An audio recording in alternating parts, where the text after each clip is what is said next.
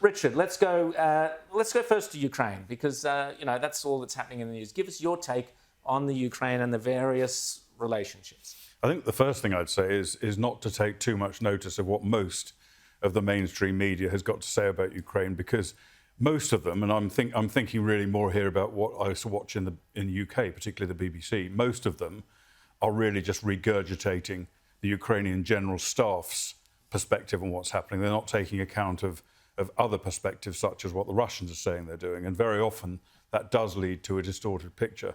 But I think in reality, the Russians are doing their best now, as we speak, to take the whole of the Donbass region in eastern Ukraine.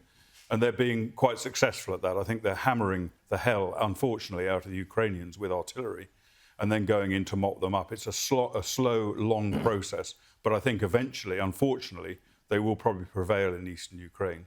They will also, I've no doubt, consolidate their gains that they've made, very effective gains in southern Ukraine, taking most of the southern coastline of Ukraine.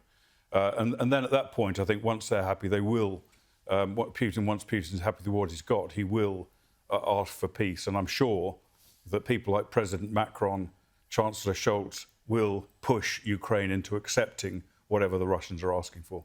James.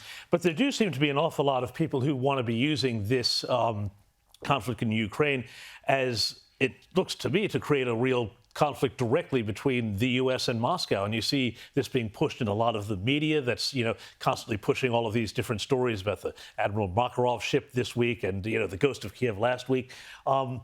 What do you make of that? And I know Macron wants to find an off-ramp, but are you concerned that there are other players in this that want to actually escalate this rather than come to some sort of conclusion that's not great, but is better than, the alternative?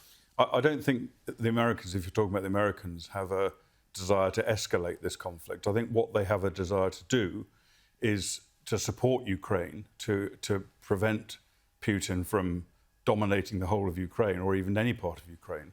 But not only for that reason, also because if Putin is successful in Ukraine in any way, then that makes him even more dangerous as long as he stays in the Kremlin and threatens other Eastern European countries, including other NATO countries.